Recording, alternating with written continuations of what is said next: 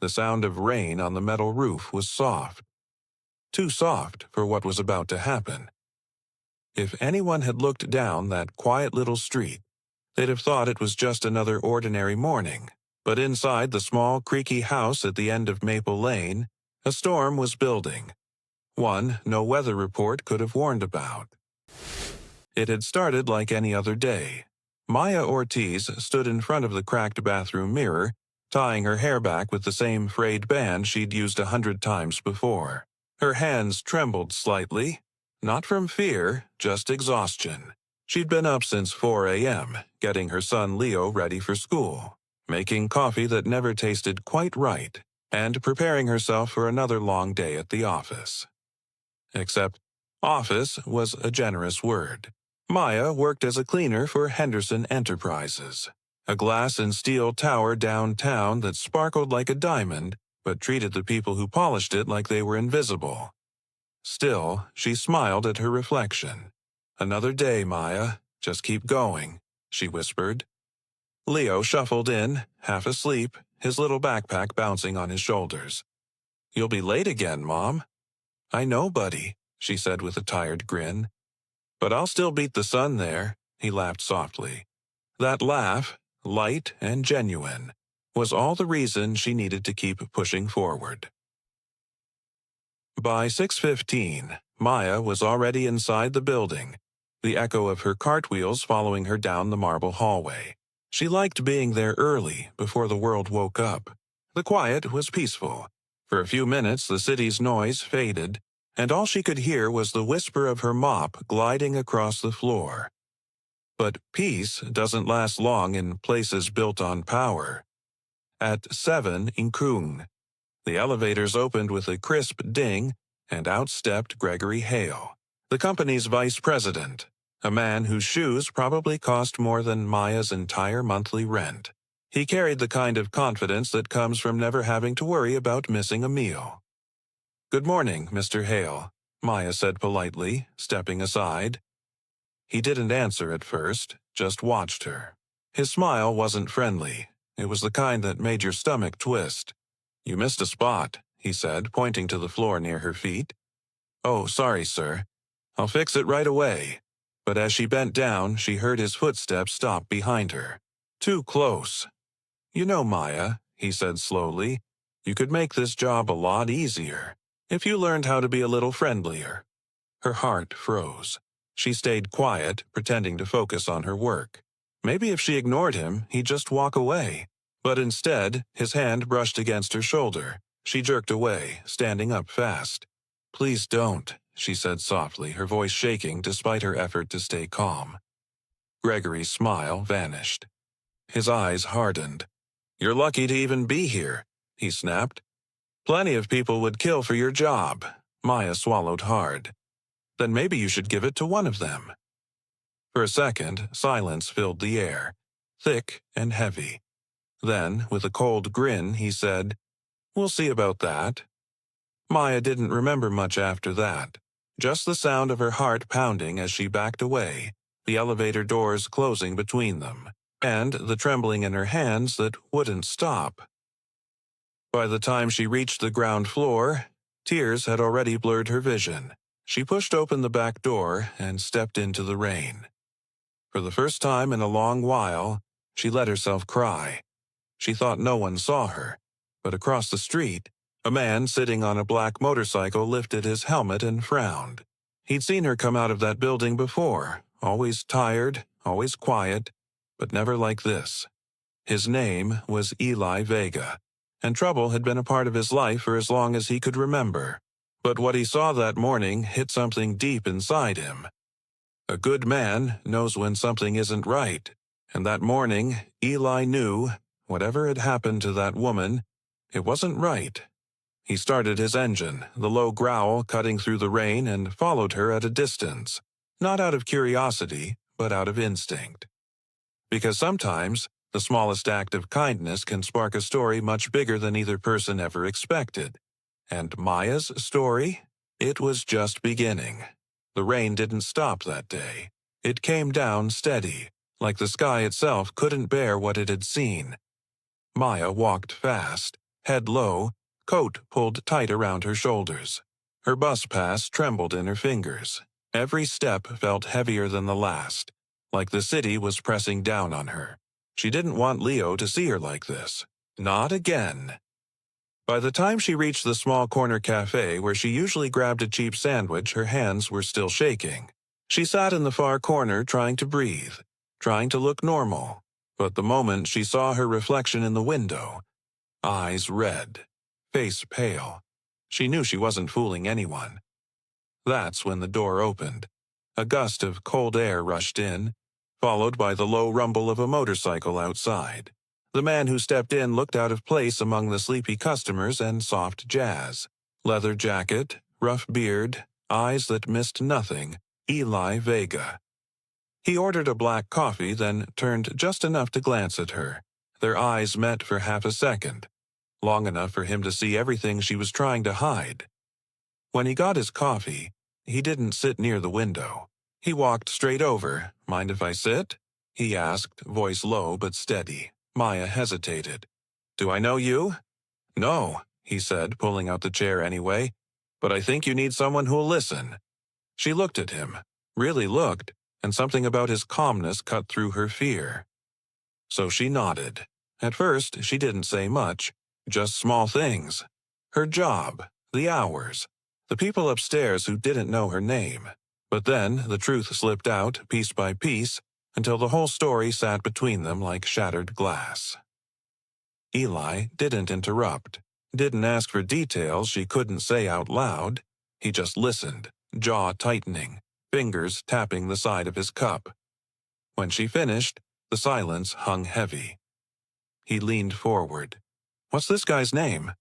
"Gregory Hale," she whispered. Eli nodded slowly like he was committing it to memory. "He ever do this to anyone else?" "I don't know. Maybe." He looked away for a moment, watching the rain streak down the window. Men like that think no one's going to stop them. They count on people staying scared. "I'm not scared," she said quickly, but her voice cracked. He smiled.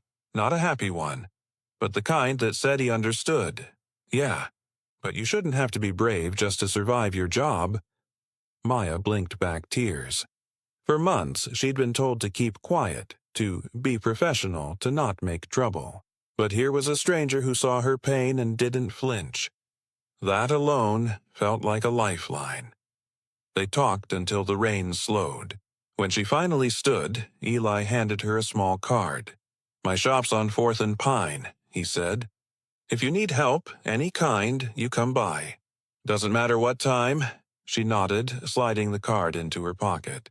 "Thank you. I don't even know your last name." "Vega," he said with a half smile. "Eli Vega, and you don't owe me anything." Then he was gone, just the echo of his boots and the growl of his motorcycle fading into the wet streets. That night, Maya tucked Leo into bed and kissed his forehead. He was already half asleep, his tiny hand clutching her sleeve.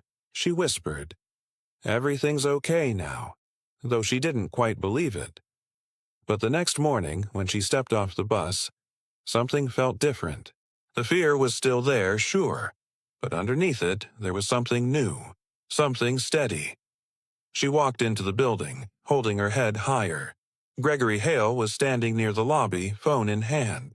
When he saw her, his smile returned, the same cold, practiced curve. "Maya," he said as if nothing had happened. "About yesterday," she didn't let him finish. "I'm not talking to you," she said clearly. His eyebrows rose. "Excuse me." I said, "Don't talk to me. If you have a problem with my work, speak to HR. The air between them snapped tight. His voice dropped to a whisper. "You think that'll save you? I can make one call and—" "Then make it," she said, turning away. "I'm done being scared." He stood there stunned. No one had ever talked to him like that before, but as the elevator doors closed behind her, Maya didn't see the anger brewing in his eyes. She didn't see him pull out his phone, scrolling through contacts. She just felt the smallest spark of freedom in her chest. And across town, Eli Vega was in his workshop, hands deep in an engine. when his phone buzzed with a message from a friend who worked night security at Henderson Enterprises. "Your janitor friend? Something's going down tomorrow." Eli wiped the grease off his hands and stared at the screen. Tomorrow. The storm wasn't over. It was only gathering strength. The next morning dawned gray and quiet, the kind of stillness that feels like it's waiting for something to explode. Maya woke early, but she didn't feel rested. Her stomach was a knot of nerves. She tried to focus on Leo's chatter as he ate his cereal, but her thoughts kept circling back to that moment in the lobby. The look on Gregory's face, sharp as a blade. She'd stood up for herself, for once. But power doesn't like being challenged. At Henderson Enterprises, the air buzzed differently that day. Whispers in the break room, side glances. Something was off. When Maya arrived, her supervisor, Mrs. Carter, usually warm and talkative, couldn't even meet her eyes. "Maya, Mr. Hale wants to see you." Now. Her chest tightened. "About what?" Mrs. Carter sighed, voice low. "I don't know, just be careful, okay?" The office on the top floor was colder than she remembered. Glass walls, sharp edges, and a view that made the city look small and harmless, like it wasn't full of people just trying to survive. Gregory Hale sat behind his desk, calm and smiling, fingers steepled like he was the one in control again. "Maya," he said, voice smooth as oil. "Please, have a seat." She stayed standing. He shrugged. "Suit yourself." Then, like he'd been rehearsing it, he slid a thin folder across the desk. "We've decided to let you go. Effective immediately." Maya stared at the paper. "You're firing me? Let's call it restructuring." His smile widened. "You've been late a few times. Missed a few reports. I'm sure you understand. That's not true, and you know it." He leaned back. "I know you made a scene yesterday.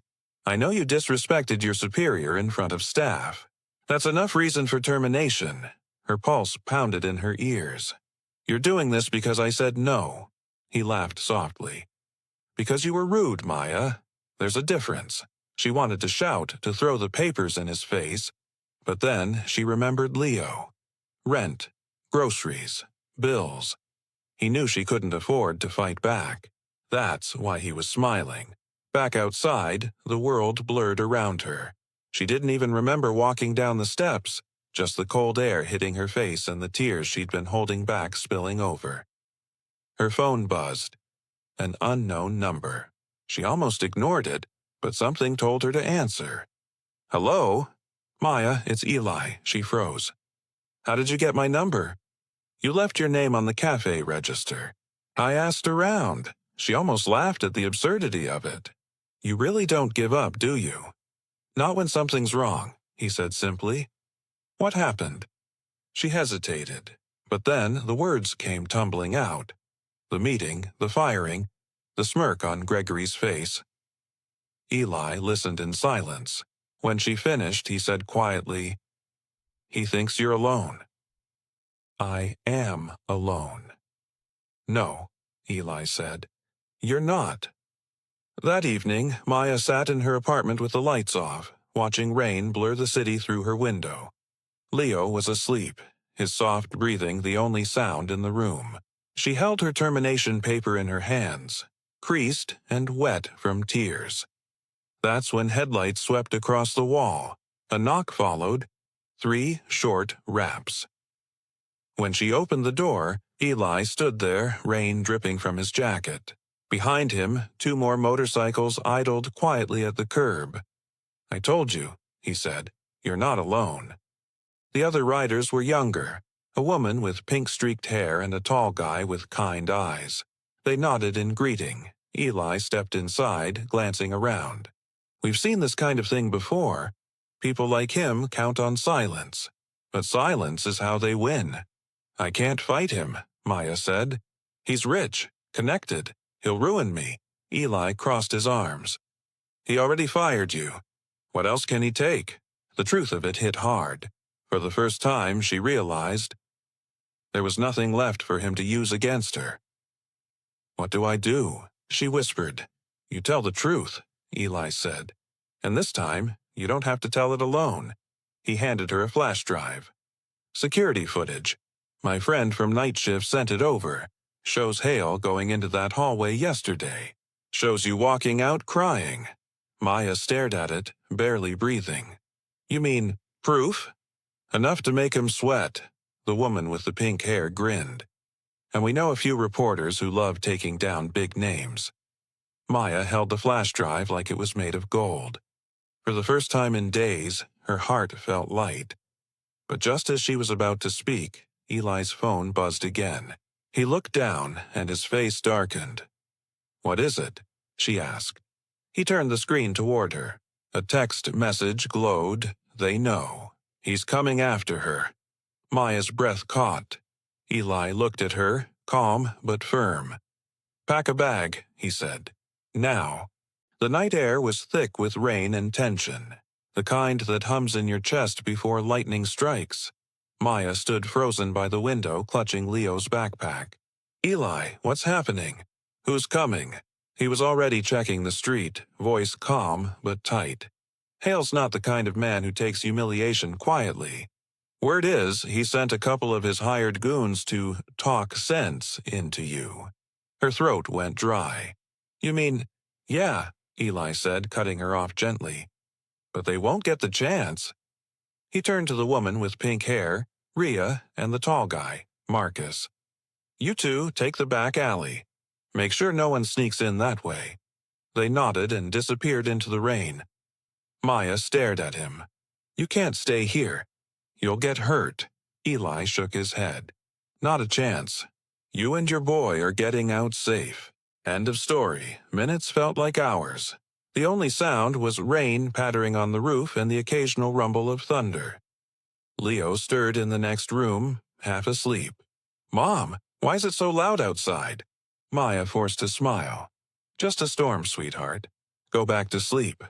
But when she turned, Eli was at the door again, shoulders tense. Headlights crawled up the street, slow, deliberate. Two black SUVs rolled to a stop. Maya's heart thudded. Eli muttered, "Right on schedule." He motioned for her to move Leo into the bedroom closet. "Don't come out till I say." "Promise me," she hesitated. "Eli, promise." "I promise." He nodded once, then stepped outside into the rain. The first man out of the SUV wore a slick gray coat, umbrella still closed despite the downpour. The second was heavier, the kind who didn't bother with polite talk. "Evening," Eli said evenly. "You boys lost." The man in gray smirked. "We're looking for someone, a woman. Works for Henderson Enterprises." "Lot of women in this neighborhood," Eli replied. "Maybe try the phone book." The heavy one stepped forward. "Don't play dumb. You think we don't know she's in there?" Eli cracked his knuckles. "If you know that, then you also know she doesn't want to talk to you." Rainwater dripped from his hair. The streetlight flickered. Somewhere in the distance, a siren wailed. The man in gray sighed. "You don't want to get involved in this, friend." Eli took one step closer. Too late. Inside, Maya held Leo close, heart racing as muffled voices rose outside. She wanted to look, to make sure Eli was okay.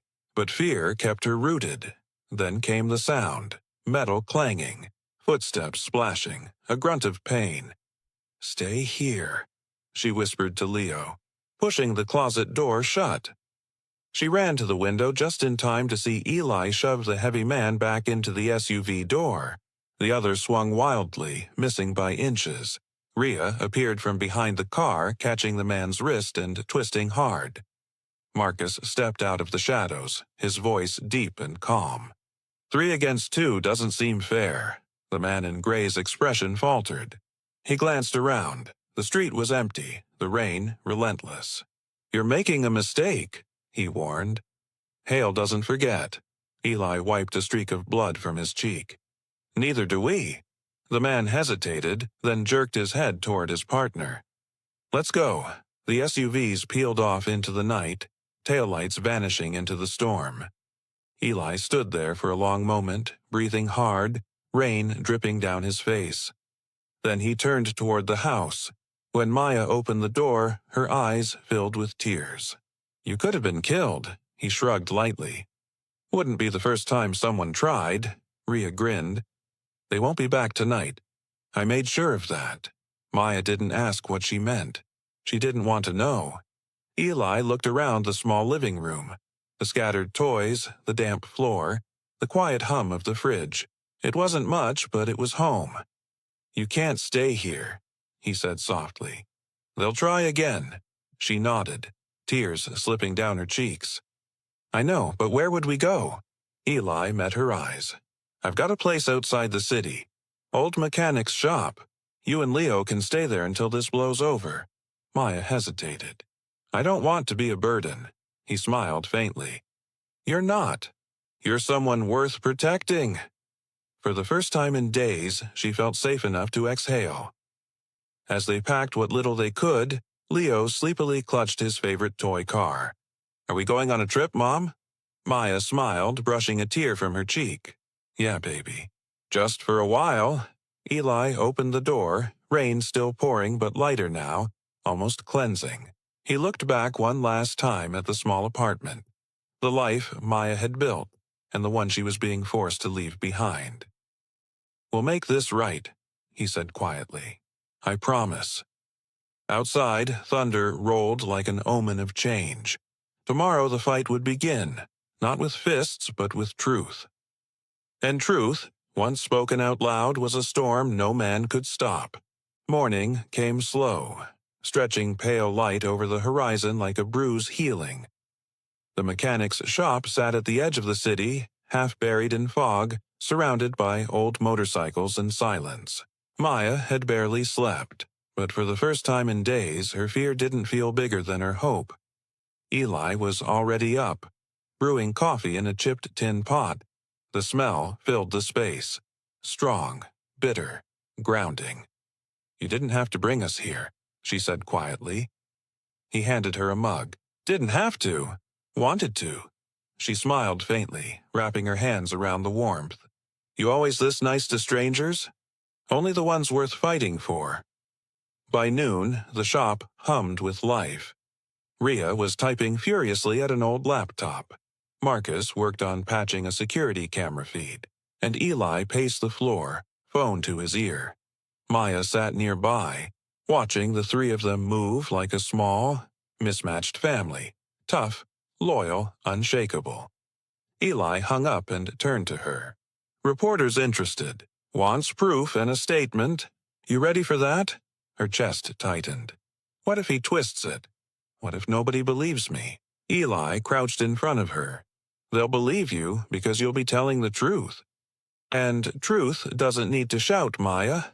It just needs to stand." She nodded slowly. "I can do that." That afternoon, Maya recorded her statement. Her voice trembled at first but grew steadier with every word. She told the world what Gregory Hale had done. Not just to her, but to everyone he'd silenced with power and fear. When she finished, Rhea clicked send. "Too late to take it back now," she said with a wink. Maya took a deep breath. Good. The story broke the next morning. Vice President accused of harassment and wrongful termination. Her name was everywhere. Maya Ortiz, former janitor at Henderson Enterprises. The footage Eli had found played on every major station. There she was, leaving the building in tears. And there he was, following her down the hall. The truth, captured in cold, undeniable pixels. Maya's phone buzzed non-stop. Reporters, lawyers, messages of support from strangers. For the first time, she felt seen. But with the light came shadows. Gregory Hale's lawyer released a statement calling her a liar. A disgruntled employee seeking attention. Maya read it once, then put her phone down. She didn't cry. She didn't even feel angry. She just looked out the shop window and whispered, "Let him talk."